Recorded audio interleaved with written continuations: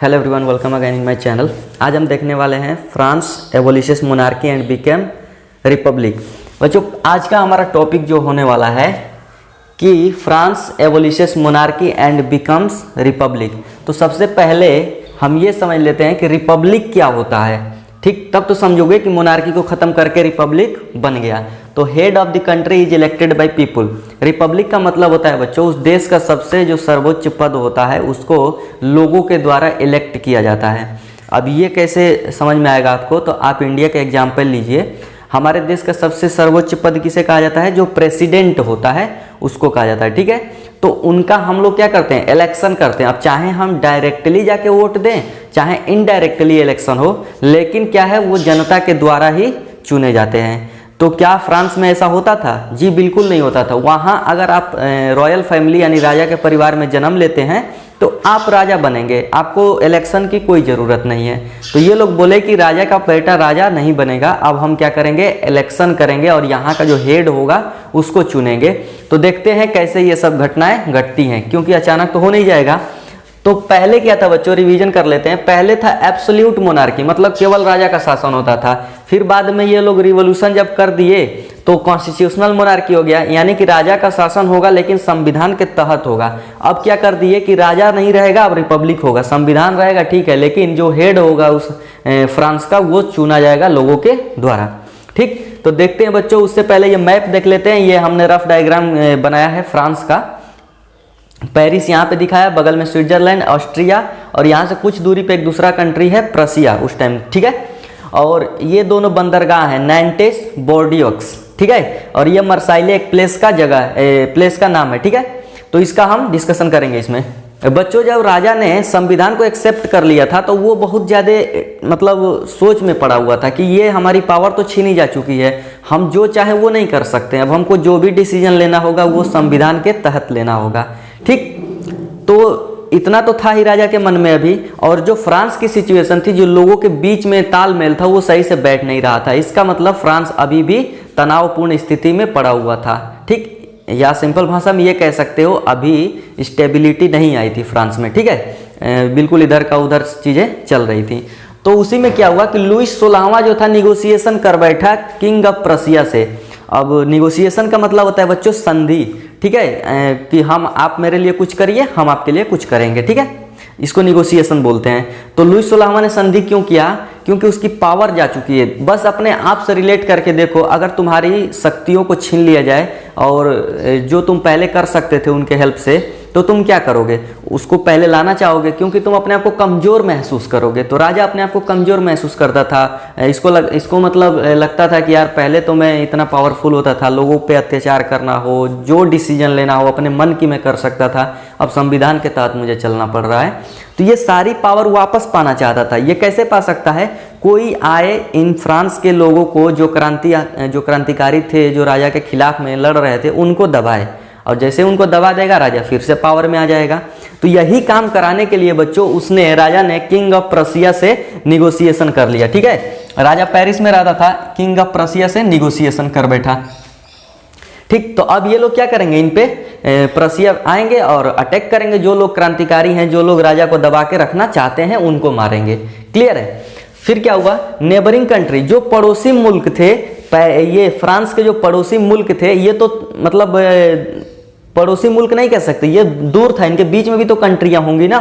तो और भी जो पड़ोसी मुल्क थे फ्रांस के, वो लोग भी चिंतित थे। अब चिंतित क्यों थे? क्योंकि फ्रांस में राजा को हटा के संविधान ला दिया गया था। अब राजा संविधान के तहत शासन कर रहा था, तो जो बगल वाले कंट्री थे उनको भी ये डर लगता था कि अगर यार हमारे देश के लोग जानेंगे कि वहाँ तो राजा को हटा दिया गया, वहाँ तो संविधान ला दिया गया, तो ये लोग भी हम पे अटैक कर देंगे।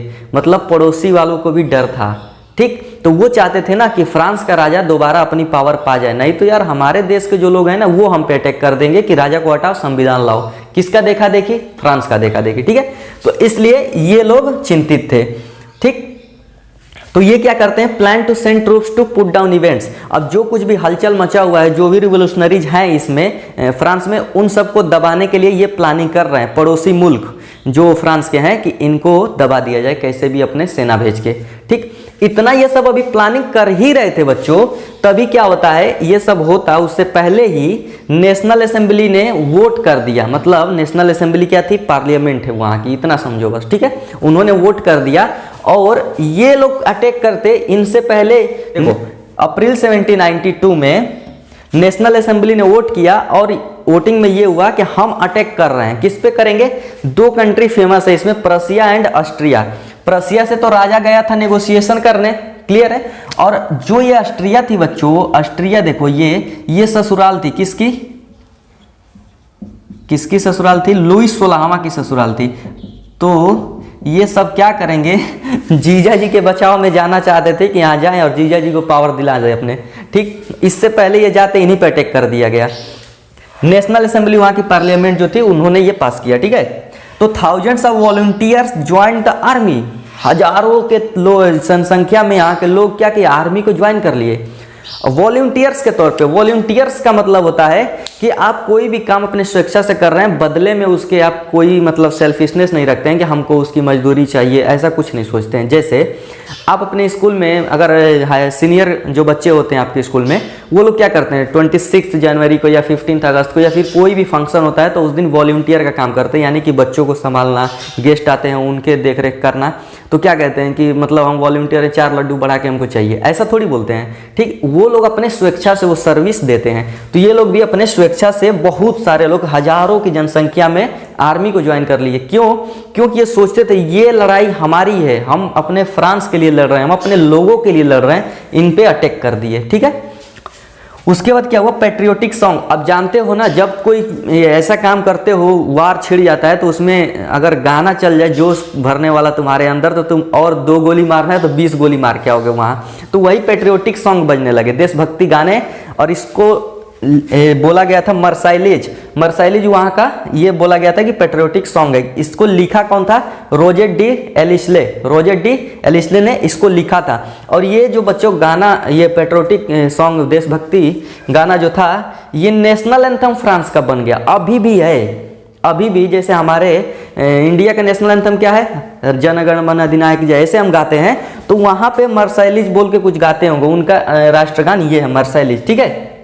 और अभी भी ये चल रहा है। इसको बच्चों यहाँ से गाते हुए लोग गए थे। ये प्लेस का नाम है मर्साइले, और इसी प्लेस के नाम पे ये गाना का नाम पड़ गया था, ठीक है। इस प्लेस के नाम पे यहीं से लोग स्टार्ट किए थे, गाते हुए गए थे, ठीक है। उसके बाद क्या होता है बच्चों, लार्ज सेक्शन ऑफ सोसाइटी जो थी वो समझती थी, जो यहाँ के बहुत सारे वर्ग थे। देखो first state, second state, third state. Third state में भी कुछ लोग ही जो धनी वर्ग के लोग थे वही तो नेशनल असेंबली में गए थे। याद करो, जो सबसे ज़्यादा टैक्स देगा वो वोटिंग करेगा, जो सबसे ज़्यादा टैक्स देगा वो मेंबरों को चुनेगा। तो जो टैक्स नहीं देता था, औरतें जो थी, जो 25 साल से नीचे के लड़के थे, ठीक है, और जो छोटे छोटे बच्चे थे, ये सबको तो मतलब नकार दिया गया था। जो गरीब किसान थे वो पैसा दे ही नहीं सकते थे, तो उनको तो तुम ये कह सकते हो कि राजा भी नकार दिया था, नेशनल असेंबली भी इग्नोर कर चुकी है। तो ये लोग सोचते थे ना कि रिवॉल्यूशन बंद नहीं होना चाहिए, रिवॉल्यूशन चलते रहना चाहिए फ्रांस में, क्योंकि अभी हमारी बात तो हो ही नहीं रही है। किसकी बात नहीं हो रही है, जो छोटे वर्ग के लोग थे, जैसे किसान हो गए, वर्कर हो गए और आर्टिसियन हो गए, ये सब लोगों की बात कहाँ होती थी, औरतें हो गई, इनकी कोई बात नहीं करता था, ठीक। तो ये लोग सोचते थे कि अभी भी जो दबदबा है इस नेशनल असेंबली पे, पार्लियामेंट में, वो रिचर सेक्शन ऑफ सोसाइटी का, जो धनी वर्ग है, भले ही थर्ड स्टेट का हो, जो धनी वर्ग है उसका दबदबा है, ठीक। तो इसको अगर हम रिवॉल्यूशन को बंद कर दिए तो फिर ये आगे बढ़ेगा और हमारी बातें कोई नहीं करेगा, इसलिए रिवॉल्यूशन चलता रहना चाहिए। तो आगे क्या करेंगे बच्चों, ये लोग अब बनाएंगे क्लब, ठीक है। और वहाँ से आगे की स्टोरी हम देखते हैं नेक्स्ट स्लाइड में। निचले वर्ग के जो लोग हैं वो क्लब बनाना स्टार्ट कर दिए हैं, जो भी गवर्नमेंट की पॉलिसीज थी उन पे बात करने के लिए। तो बहुत सारे क्लब बनाए गए, जिनमें से एक फेमस क्लब हुआ जैकोबिन क्लब, ठीक है। यानी ये समझो कि तुम जैसे स्कूल में अपना ग्रुप बना के रखते हो, 5 दोस्त तुम्हारे, 5 दोस्त उसके, अलग अलग ग्रुप बने होते हैं, उनमें से कोई ग्रुप फेमस हो जाता है। तो उसी तरीके से ये क्लब जो था फेमस हो गया, जिसको जैकोबिन क्लब के नाम से जाना गया। इनमें कौन कौन आते थे, तो सिंपल समझ लो कि सब लोग तो खुश हो चुके हैं, ऊपर वाले खुश थे, थर्ड क्लास के जो अच्छे लोग थे थर्ड स्टेट वाले वो भी खुश हो चुके हैं, तो नीचे ही वाले अब दिक्कत में हैं, उन्हीं के साथ मतलब उनके बारे में कोई कुछ बात कर ही नहीं रहा है, तो वही लोग बनाएंगे। इनमें आते थे स्मॉल शॉपकीपर्स, आर्टिसियन जैसे जूता बनाने वाले, पेस्ट्री बनाने वाले, घड़ी बनाने वाले, प्रिंटर्स प्रिंट करने वाले जो होते थे, टाइपिंग करने वाले, सर्वेंट्स नौकर, डेली वेज वर्कर जो पर डे काम करके उनकी मजदूरी मिल जाती है, दिहाड़ी वर्कर जिनको बोलते हैं वो। और बच्चों इन सब लोगों का एक नेता था जिसका नाम था मैक्सिमिलियन रोबेस्पियर। तो वो लोग पूरा चिल्लाते थे हमारा नेता कैसा हो, मैक्सिमिलियन जैसा हो, ऐसे ही सब करते रहते थे। ठीक है, तो ये है अपना इस आगे आने वाली कहानी का मेन विलेन, इसको विलेन समझो। ठीक है, गुंडा, बहुत बड़ा गुंडा ये मैक्सिमिलियन रोबेस्पियर, इन सब का नेता। तो जैकोबिन क्लब का जो लोग थे उनका नेता कौन था, लीडर कौन था, मैक्सिमिलियन रोबेस्पियर। तो इस आसानी भाषा में ये समझे तो सबसे निचला वर्ग अब आ रहा है आगे उभर के। ठीक है, वो देखो सब लोग नीचे वाले हैं और इनका नेता उभर के आ रहा है मैक्सिमिलियन रोबेस्पियर। ठीक है, अब ये लोग कुछ करने वाले हैं। फिर क्या हुआ बच्चों, थोड़ा सा इनके ऊपर देख लेते हैं, पहनावे के ऊपर, कि जो जैकोबिन वाले लोग थे ये क्या करते थे, ये डिफरेंट ड्रेसेस पहनना स्टार्ट कर दिए। पहले जैसे पहनते थे कपड़े उसको अब छोड़ दिए, अलग तरीके के कपड़े यूज करने लगे। कौन सा, लॉन्ग स्ट्रिप ट्राउजर्स, ट्राउजर पहनते थे, यानी पैजामा कह सकते हो नीचे तक, और उसमें स्ट्रिप पट्टियां बनी हुई थी, उस तरीके के कपड़े पहनते थे। ठीक है, नीचे। अब ये कैसा दिखता था, जो डॉक वर्कर्स होते थे उनके कपड़े के जैसा दिखता था इनका पैजामा। ठीक, डॉक वर्कर्स का मतलब जो जहाज़ों पे काम करते थे, पानी वाली जहाज होती है वहाँ पे जो मजदूर होते थे उनको भी ऐसे ही कपड़े दिया जाता था कि फुल लेंथ का होता था नीचे तक, और उन पे स्ट्रिप होती थी, पट्टियाँ होती थी, वैसा पहनने लगे। ठीक है, अपने आप को अलग दिखाने के लिए। और रेड कैप पहनने लगे, लाल टोपी भी पहनते थे। लाल टोपी किसका निशानी है बच्चों, क्या सिंबलाइज करते हैं, लिबर्टी। लिबर्टी मीन्स आज़ादी, कि अब हम आज़ाद हैं। अब आज़ाद का मतलब ये नहीं कि किसी को गोली मार देंगे, लिबर्टी का मतलब ये होता है कि आप आज़ाद हैं दूसरे की आज़ादी बिना लिए हुए, दूसरे को बिना हानि पहुँचाए हुए। ठीक है, ये लिबर्टी होती है। फ्रीडम क्या होता है बच्चों, फ्रीडम होता है कि आप कुछ भी कर सकते हैं। तो अंतर क्या लिबर्टी और फ्रीडम में, फ्रीडम में आप किसी को गोली मार देंगे वो आपकी आज़ादी, आपकी फ्रीडम है। लिबर्टी ये है कि आप अपने मन से कुछ भी कर सकते हैं लेकिन सामने वाले को नुकसान नहीं पहुंचना चाहिए। ठीक है, तो लिबर्टी सही है, फ्रीडम सही नहीं है। But women were not allowed, लेकिन ये सब जो काम है कि ट्राउजर पहन लिए, टोपी लगा लिए, ये सब औरतों का काम नहीं था। उनका काम था घर पे बच्चों को संभालना, लाइन लगा के ब्रेड लाना और उसके बाद से खाना बनाना, बस। ज़्यादा उछल कूद नहीं करना है आपको। ठीक है, वोट तो ऐसे भी नहीं देना है, आपकी बातें कौन कर रहे हैं यहाँ। ठीक है, इनके लिए एक स्पेशल टॉपिक लेके आऊँगा इसी में जहाँ इनकी बातें करेंगे बस। नोबल्स वर नी ब्रीचेस, जो नोबल्स होते थे बच्चों, सेकेंड स्टेट वाले लोग, वो नी ब्रीचेस पहनते थे, यानी कि जो घुटने तक जाता है बस उतना, हाफ पैंट समझ लो सिंपल सी भाषा में, वो पहनते थे। इसलिए ये फुल ट्राउजर पहनने लगे। ठीक है, इनसे अलग होने के लिए। जो भी गुस्सा था इन्हीं के ऊपर था इनका। ठीक, इतना सब हो ही रहा था तब तक मैं पिछले लेक्चर्स में मैंने तुमको बताया भी है कि गेहूं के, ब्रेड के, ये सब के दाम बढ़ चुके थे। तो इसकी वजह से लोग परेशान रहते थे, गुस्सा भी रहते थे।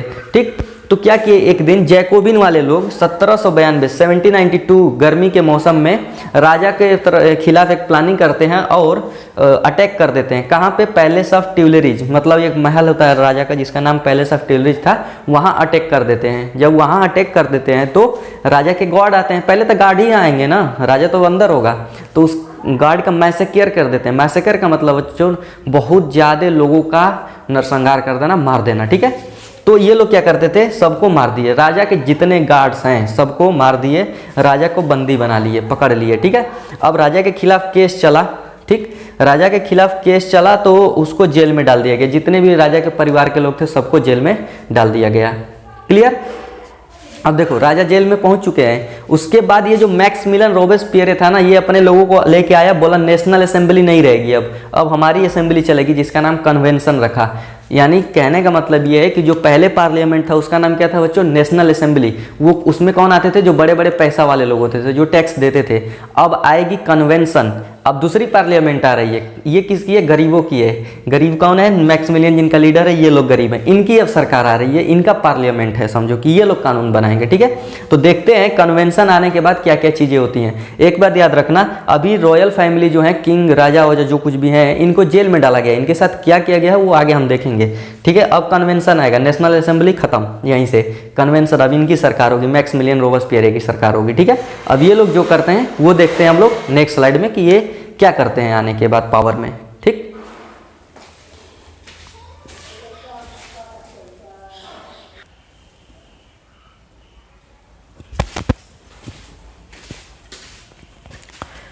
बच्चों अब नेशनल असेंबली को हटा के कन्वेंशन ला दिया गया है। और ये देख सकते हैं नेशनल असेंबली किसकी सरकार है, जो हाईएस्ट टैक्स पेयर्स थे उनकी सरकार है। कन्वेंशन गरीबों की सरकार है, हेड है मैक्सिमिलियन, ठीक है। नीचे आने से पहले बच्चों ये एक मशीन है जिसको जिलोटिन बोलते हैं। जिलोटिन ये बहुत काम की मशीन है। आप देखिए जिलोटिन, इसको क्या करते हैं, बीहेड पर्सन, मतलब अगर किसी पर्सन का गर्दन काटना है तो उसके काम आती थी। जैसे सपोज आपकी गर्दन को उड़ाना है, ठीक है, आपको इसमें अंदर डाल दिया जाएगा, इस तरीके से आपका हेड डाल दिया जाएगा। और ये बहुत धारदार ब्लेड होता है और बहुत वजन भी होता है। यहाँ पुलिस से अचानक छोड़ दिया जाएगा, इसे पकड़ा रहेगा कोई छोड़ देगा, इतना तेज आएगा और आपके गर्दन के ऊपर आके गिरेगा, आपकी गर्दन धड़ से अलग। और इसको बनाए थे डॉक्टर जिलोटिन। ये एक क्या थी, सब्स्टिट्यूट थी। फांसी लगाते थे लोग, बहुत तड़प के मरते थे। डॉक्टर जिलोटिन बोला यार इतना तड़पा के किसी को काहे नहीं मारते हो, मैं एक जुगाड़ लाया हूँ, 1 सेकंड लगेगा खत्म हो जाएगा, उसको दर्द नहीं होगा, पता ही नहीं चलेगा, मर गया वो, ठीक है। तो ये चीज़ लाया था, फांसी को हटा दिया गया। इससे अब लोगों को अगर सज़ा सुनाई जाएगी मौत की तो सीधा उनको अंदर डाला जाएगा, काम तमाम उनका, ठीक। अब चलते हैं बच्चों, जो भी ये कन्वेंशन ने क्या किया था, पहले क्या थे, जितने हाईएस्ट टैक्स पेयर वाले होंगे, 25 साल से अधिक होंगे, एक्टिव सिटीजन याद करो, एक्टिव सिटीजन जो 25 साल से अधिक होंगे, 3 दिन लेबर के बराबर अपना टैक्स देते होंगे, तब वो वोट देने के अधिकारी होंगे। लेकिन कन्वेंशन ने क्या किया कि जो भी आदमी, मेन लिखा हूँ वोमेन नहीं लिखा हूँ, अभी आप लोग शांत रहिए, आपकी बातें नहीं चलेगी। वोमेन मेन जो थे 21 ईयर्स, ठीक है, 21 साल हो या उससे बड़े हों, ठीक है, उनको वोट देने का अधिकार दे दिया कन्वेंशन ने। टैक्स वैक्स कोई भी मतलब इस तरीके की पैरामीटर नहीं रखी कि आपको टैक्स देना है, आप वोट दे सकते हैं, बस आपकी उम्र 21 साल से अधिक होनी चाहिए, ठीक। फिर भी देखो बच्चों ये भी अन्याय कर रहे हैं। क्या अन्याय कर रहे हैं, औरतों को वोट देने का अधिकार अभी भी नहीं है, क्लियर है। अब बच्चे कहाँ से वोट देंगे, उनको क्या पता है, ठीक है। हाँ, राइट टू वोट पा गए, लेकिन एक चीज़ ये लोग अच्छा किए कि टैक्स वाली जो बाउंडेशन थी उसको हटा दिए, तो जाहिर सी बात है वोट बैंक बढ़ जाएगा।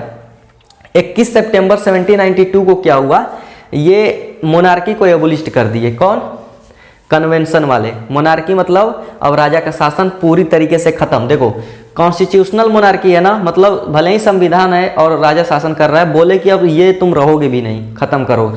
और इन्होंने हटा दिया राजा को, मतलब मोनार्की को हमेशा के लिए एबोलिश कर दिया, खत्म कर दिया। और बोला कि अब जो फ्रांस होगा वो एक रिपब्लिक होगा। रिपब्लिक का मतलब हम समझा दिए हैं आपको। रिपब्लिक क्या होता है, जो किसी भी कंट्री का हेड होता है उसको लोगों के द्वारा इलेक्ट किया जाता है, ठीक है। मतलब अब जो इस कंट्री का हेड होगा, जो शासक होगा इस कंट्री का, उसको इलेक्शन के द्वारा चुना जाएगा, ठीक है। ऐसा नहीं कि जन्म ले लिया राजा के परिवार में तो आप राजा ही रहेंगे, ठीक है, आप शासन करेंगे। अच्छा, राजा और रानी के साथ क्या हुआ बच्चों, इनको तो गिरफ्तार कर लिया गया था पूरी रॉयल फैमिली को, तो इनको क्या हुआ, अभी जेल में डाल दिया गया था। अब ये जो सरकार आई थी कन्वेंशन वाली, इन्होंने इसको सज़ा सुनाई, मौत की सज़ा सुनाई मौत की सज़ा सुनाई। लेकिन इसका गुनाह क्या था कि मौत की सज़ा ये लोग दे रहे हैं, देशद्रोह। देशद्रोह कैसे बच्चों, ये अपने ससुराल वालों से और परसिया के लोगों से, राजा से क्या किया था, संधि करने के बारे में बोला था, आइए हमारा शासन वापस दीजिए। तो ये बोला कि तुम देश के खिलाफ इस तरीके से प्लानिंग किए थे, ये देश के हित में नहीं था कि तुम दूसरे देश को अटैक करा रहे हो फ्रांस पे, ठीक। इस जुर्म में इसको मौत की सज़ा सुनाई गई बच्चों। 21 जनवरी 1793 को इनकी गर्दन को इसमें डाल दिया गया और हमेशा के लिए अलग हो गई गर्दन, ठीक है। तो इस तरीके से बच्चों लुईस 16वां का लाइफ ख़त्म होता है। 1774 से लेकर 21 जनवरी 1793 तक उसने क्या क्या दुख झेले, क्या क्या सुख किया, ये सब आपको इस फ्रांस की रिवॉल्यूशन में पता चल रहा है, ठीक है। रानी के साथ क्या हुआ बच्चों, जो इनके साथ हुआ, कुछ दिनों के बाद रानी को भी यहाँ पहुँचाया गया, बिना तड़पाए हुए इनकी गर्दन अलग कर दी गई, क्लियर है। तो आगे कौन होगा, अब क्या होगा, तो ये कन्वेंशन वाले अपनी सरकार बनाए हैं, अब इनका शासन चलेगा, मैक्सिमिलियन इनके हेड होंगे, ठीक है। लेकिन ये बहुत मतलब क्रूर शासक बन जाता है, ठीक। तो इसके पीरियड को जो ये शासन करता है, आतंक का शासन कह दिया गया, ठीक है, रेन ऑफ टेरर। तो उसको देख लेते हैं कि ये कौन कौन से काम करते हैं जब ये पावर में आ जाते हैं, ठीक है, उसको अब देखते हैं। द रेन ऑफ टेरर यानी आतंक का शासन। ये सरकार जो चलेगी, ये समय जो चलता है, मैक्सिमिलियन रोबेस्पियर का सरकार है और उसका कार्यकाल चल रहा है, ठीक है। तो 1793 से लेकर 1794 तक को बोलते हैं रेन ऑफ टेरर। 1 साल लगभग चला था। नाम से ही समझ में आ सकता है आतंक का शासन। इसमें जो शासन होगा बहुत ही खतरनाक होने वाला है, लोगों के लिए अच्छा साबित नहीं होने वाला है। देखो इसमें से रोबेस्पियर ने कुछ पॉलिसी बनाई थी। पॉलिसी उसकी क्या थी बच्चों, all of those whom he saw as being enemy, जिनको भी वो मतलब अपना दुश्मन देखता था, जिनको भी दुश्मन देखता था उनको तो पहले पकड़ता था, गिरफ्तार करवा लेता था, जेल में डाल देता था, उनके ऊपर मुकदमा चलता था, और अगर वो गिल्टी पाए जाते थे, अगर वो दोषी पाए जाते थे, उनको जिलोटिन कर देता था, सीधा सीधा इस मशीन में डाल के कटवा देता था। मतलब हजारों लोगों को इस तरीके से उसने कटवा डाला। जो भी मतलब दिखता था कि हाँ कुछ भी इधर उधर कर रहे हैं, उनको तुरंत पकड़वा के जेल में डालो, दोषी पाए इसमें डालो, खत्म कहानी। अब ऐसे एक तरीके से देखा जाए तो तानाशाही थी, इसके खिलाफ कोई बोल भी नहीं सकता, डर लगता होगा उसको, अरे तुरंत केस कर देगा, जेल में डाल देगा, फिर यहाँ पहुँच जाएंगे, तो लोग डरने लगे थे। उसके कुछ लॉज भी थे, वो थोड़े से कह सकते हो अच्छे हैं कि बुरे हैं, जब तुम पढ़ोगे तो खुद समझ में आएगा। उसने क्या किया बच्चों, मैक्सिमम कितनी मजदूरी होनी चाहिए किसी भी वर्कर की, पहले क्या था वर्कर्स की मजदूरी बढ़ाते ही नहीं थे लोग, तो ये क्या किया कि मैक्सिमम कितनी होनी चाहिए वो फिक्स कर दिया, और किसी भी चीज़ का मैक्सिमम प्राइस कितना होना चाहिए पहले तो ये फिक्स किया। ऐसे नहीं कि तुम अपने मन से उधर बेच रहे हो, अपने मन से इधर बेचने में लगे हुए हैं, ऐसा नहीं, फिक्स प्राइस किया कि कितना में कोई बेचेगा, ठीक है। दूसरी बात क्या किया, peasants were force to transport their grain to city, जो वहाँ के किसान थे उनको बोला कि आपको अनाज शहर में भेजना ही पड़ेगा, ये आप चाहते हैं नहीं चाहते हैं, आपके पास अनाज कम है ज़्यादा, इससे उसको कोई मतलब नहीं है, शहर में आपको अनाज भेजना है, उनको मजबूर किया गया किसानों को, ठीक है। तो ये एक तरीके से तो कह सकते हो कि गुंडागर्दी ही हुई, डिक्टेटरशिप हुई, तानाशाही हुई कि हम नहीं चाहेंगे तो आप ज़बरदस्ती कह रहे हैं कि भेजिए शहर में अनाज, ठीक है। ऐसा इसलिए करवाया जाता था बच्चों क्योंकि जो पैसा फंडिंग वंडिंग होती थी रोबेस्पियर को, वो शहर के लोग ज़्यादा धनी होते हैं, अभी भी देख सकते हैं, तो वो लोग देते थे, तो उनको अनाज होना चाहिए था, इसलिए ज़बरदस्ती करता था इनके साथ। चर्च के साथ क्या किया, चर्च पहला स्टेट वाले जो थे, फर्स्ट स्टेट वाले वही संभालते थे, चर्च को पूरा जब्त कर लिया। चर्च को पूरा जब्त करने के बाद क्या किया, चर्च को बंद करा दिया। आज के बाद चर्च के दरवाजे बंद। ऐसे अपने देश में समझो अगर कोई ऐसा शासक आता है जो मंदिरों को बंद करा देता है पूरा ऑल ओवर इंडिया, और वहाँ की जो ज़मीनें हैं उनको लेकर कहता है कि यहाँ या तो तुम कोई जेल बना दो या तो तुम इसको कोई ऑफिस खोल दो इस मंदिर के अंदर, आज के बाद से कोई पूजा करने नहीं आएगा। ये काम कर दिया था उसने चर्च के साथ। तो बहुत सारे लोग थे जिनको बुरा लगा, मान लो कि नीचे वाले जो हैं वो अभी भी श्रद्धा रखते हैं भगवान में, तो वहाँ के भी लोग रखते थे, लेकिन उनको सब कुछ छीन लिया गया। तो ये सारी चीज़ें थोड़ी बहुत गलत कर रहा है आने के बाद पावर में, ठीक है। हमको तो लग रहा है एक काम इसने कुछ सही किया है अभी तक जितना हम लोगों ने देखा है, वो है कि वोट देने का अधिकार टैक्स से हटा दिया कि टैक्स बिना चुकाए हुए आपको कोई ज़रूरत नहीं टैक्स देने की, 21 साल आपकी उम्र है वोट दे सकते हैं, ठीक है। उसके बाद क्या होता है, रोबेस्पियर की जो पॉलिसी थी, बताया तो थे ये पॉलिसी, किसी को भी तुरंत पकड़ो, मुकदमा चलाओ, दोषी पाया गया उसमें डाल दो, ये सब चीज़ें इतना ज़्यादा कर रहा था, बहुत ज़्यादा लोगों को कटवा दिया इस जिलोटिन में डाल डाल के। जो इसके सपोर्टर थे, जो इसके पार्टी वाले थे, वो खुद डरते रहते थे, किसी दिन हम पे उंगली उठा दिया हम भी यहाँ पहुँच जाएंगे, तो इनको खुद डर लगता था। ये सब चाहते थे थोड़ा कम करे रोबेस्पियर इस काम को, ठीक। तो उसको बोला गया है कि ये मॉडरेशन चाहते थे, लेकिन वो कहाँ मानने वाला था। उसके बाद से इसको कोर्ट ने दोषी करार दे दिया, इसी के लोग इसी के खिलाफ चले गए और कोर्ट ने इसको दोषी करार दिया, ठीक। उसके बाद से इसको सज़ा सुनाई गई, अगले दिन इसको पकड़ लिया गया, सज़ा सुनाई गई और सज़ा सुनाई गई और ये चले गए जिलोटिन के अंदर, और इनका भी वही असर हुआ जितने लोगों का इनके पहले हुआ था। फांसी नहीं, जिलोटिन, सीधा 1 सेकेंड में मृत्यु पाएँ फटाक से, आपको बिना कष्ट हुए, ठीक है। तो जिनको भाइयों बहनों को सुसाइड करने का मन करता हो, जिलोटिन बनाइए, तड़पना नहीं पड़ेगा, पता भी नहीं चलेगा आपको कि आप मर गए, ठीक। तो अब तो देखो जो इनका लीडर है कन्वेंशन वालों का खत्म हो गया, तो क्या होगा, फिर फ्रांस में कोई शासक नहीं रहेगा, फिर एक नई पार्टी का जन्म होगा, फिर से लोग आएंगे उसको बनाएंगे, तो उसको कहते हैं डायरेक्टर रूल्स। तो वो देख लेते हैं क्या है इस हेडिंग का आखिरी टॉपिक कह सकते हैं, सब टॉपिक, ठीक है। मैक्सिमिलियन खत्म हो चुके हैं, तो कोई तो आएगा शासन करने, उनको देखते हैं। अब देखते हैं बच्चों डायरेक्टरी रूल्स फ्रांस, ठीक है। मैक्सिमिलियन को तो खत्म कर दिया गया, जिलोटिन हो गए वो। उसके बाद क्या होता है बच्चों, सरकार तो गिर चुकी है, जैकोबिन वालों की सरकार खत्म हो चुकी है, उनका जो हेड था वही खत्म हो गया। तो फिर से क्या किए, जो वेल्दियर मिडिल क्लास था, जो थर्ड स्टेट में मिडिल क्लास था, जो पैसे वाला था, वो फिर से पावर में आ गया। उसके पहले क्या था, वही पावर में था। नेशनल असेंबली में कौन थे, थर्ड स्टेट वाले थे। उनको हटाए, कन्वेंशन लाए। अब कन्वेंशन का जो हेड था वही खत्म हो गया, फिर से वो मिडिल क्लास वाले वापस आ गए, पावर में आ गए। और जैसे ही पावर में आए फिर से उन्होंने क्या कर दिया, एक न्यू कॉन्स्टिट्यूशन लाया, एक नया संविधान लाया, इंट्रोड्यूस किया गया। और उसमें क्या किया गया, नए संविधान में ये कहा गया कि जिनके पास प्रॉपर्टी नहीं वो फिर वोट नहीं देंगे। पहले भी तो यही था, जो टैक्स नहीं देंगे वो वोट नहीं देंगे। फिर वो आए, फिर से कर दिए, पैसा नहीं वोट नहीं, पैसा दोगे टैक्स दोगे वोट दोगे, ठीक है। उसके बाद क्या है बच्चों, न्यू कॉन्स्टिट्यूशन में क्या था थोड़ा सा देख लेते हैं। इन्होंने जो बनाया था, इन्होंने क्या किया, थोड़ा बदलाव किया, 2 लेजिस्लेटिव काउंसिल बनाया, 2 लेजिस्लेटिव काउंसिल बनाया, ठीक है। 2 मतलब ये संविधान बनाने वाले हैं, लेजिस्लेटिव क्या होता है, संविधान को बनाते हैं, 2 लेजिस्लेटिव काउंसिल बनाया। इस बार डायरेक्टर चुने इन्होंने, दोनों ने मिलकर क्या चुना, डायरेक्टर चुना, जिनमें 5 लोग रहेंगे। एक को क्यों नहीं चुना, अगर एक व्यक्ति को चुन लेते तो मैक्सिमिलियन जैसे निकल जाता तो फिर से जिलेटिन करना स्टार्ट कर देता, क्योंकि हेड तो इन दोनों का यही होंगे, ठीक। इसलिए ये लोग 5 लोगों को चुने, ताकि अरे इसमें से एक खराब होगा ना, 4 के बाकी 4 तो ठीक रहेंगे ना। तो इसलिए क्या बोला गया, this was against the concentration of power, यानी कि पावर किसी एक जगह पे नहीं रहेगा, ये पावर बटा होगा। 5 लोग रहेंगे तो 5 गलत डिसीजन तो लेंगे नहीं, तो हमारा देश सही से चल सकेगा, ठीक। लेकिन क्या हुआ बच्चों, ये फेल हो गया, ये जो प्लानिंग है ना ये फेल हो गई। कैसे फेल हो गई, ये सब आपस में ही झगड़ा कर लेते थे। ये 5 जो मेंबर थे ना, इनसे लेजिस्लेटिव काउंसिल वालों से ही झगड़ा करते रहते थे, किसी न किसी टॉपिक को लेकर बहस कर देते थे, ठीक है। ऐसे समझना है तो समझो, मान लो तुम्हारे फैमिली का कोई हेड होता है, उसकी डेथ हो गई, तुम्हारे बाबा सपोज, तो उनके भाई कोई अलग अलग लोग, पहले फैमिली एक साथ रहती थी, अब क्या होंगे, उसी में किसी को मलिकार बना दिया जाता है। बाबा तो चले गए, मलिकार कोई बनेगा। अब मलिकार जो बनता है ना, उससे जो थोड़ा सा चालाक होगा, चाहे थोड़ा सा नीचे वाला होगा, वो आपस में झगड़ा करेंगे, तो परिवार कैसे चलेगा, परिवार टूटना तय है। तो वो फैमिली इनस्टेबिलिटी कहते हैं उसको, कि परिवार में सही सलामती से कुछ नहीं चल रहा है। अब अगर यही चीज़ देश में हो जाए तो क्या बोलेंगे, पॉलिटिकल इनस्टेबिलिटी, ठीक है। जो राजनीति थी उस देश की नहीं चल पा रही थी। अब यही सब झगड़ा करेंगे तो देश कौन चलाएगा। ऐसे समझो, अगर दूसरा एग्जांपल ले सकते हैं, अगर कोई गाड़ी है उसके 4 पहिए हैं और वही पहिए ही सही नहीं रहेंगे, गाड़ी की सवारी कैसे चलेगी आगे। गाड़ी इधर उधर करते हुए पता चला कोई सवारी इधर फेंका रहा है, कोई इधर फेंका रहा है, ठीक है। ऐसे ही जब ये जो देश को चलाने वाले पहिए हैं वही आपस में झगड़ा कर रहे हैं तो कैसे देश आगे बढ़ेगा। तो ये लोग आपस में झगड़ा करते रहते थे। उसके बाद क्या हुआ, ये पॉलिटिकल इनस्टेबिलिटी हो गई। और फिर क्या हुआ, यही रीजन बना rise of military dictator Napoleon Bonaparte का।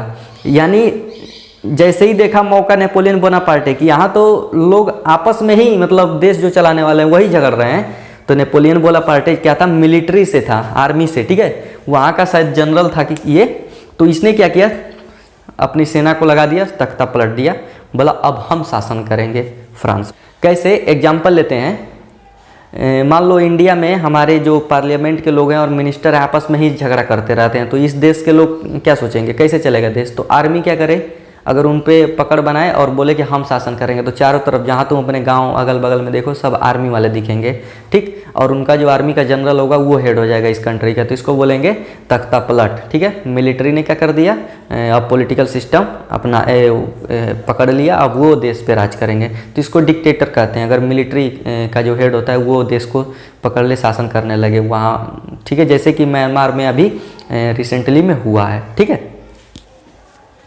तो ये हम देख लिया। नेपोलियन बोनापार्टे आएगा तो क्या क्या करेगा, ये तो आखिरी में है इस चैप्टर के। उसके बाद 1-2 टॉपिक जो बच जाते हैं, जैसे वुमेन की बात अब तक हम लोगों ने नहीं की है, तो क्या वो लोग कुछ नहीं की थी, उनके बारे में डिस्कशन करेंगे कि उनके विचार क्या थे, वो क्या सोचती थी, वो क्या करती थी, ठीक है। उसके बाद देखेंगे बच्चों कि यहाँ पे स्लेवरी भी चलती थी, तो स्लेव के बारे में अभी हम लोगों ने बात नहीं किया था। तो जो ये कन्वेंशन मैक्सिमिलियन की सरकार आई थी, उन्होंने क्या किया था स्लेवरी को लेकर, वो डिस्कस करेंगे। एवरीडे लाइफ उनका क्या था, उसमें क्या बदलाव हुआ, राजा के टाइम पे कैसा था, राजा नहीं है अब कैसा है, ये सब चीज़ें आने वाले वीडियो में हम लोग देखने वाले हैं। तब तक के लिए bye bye, take care. Channel को सब्सक्राइब करो अगर वीडियो अच्छा लगा तो, और दोस्तों में शेयर करो।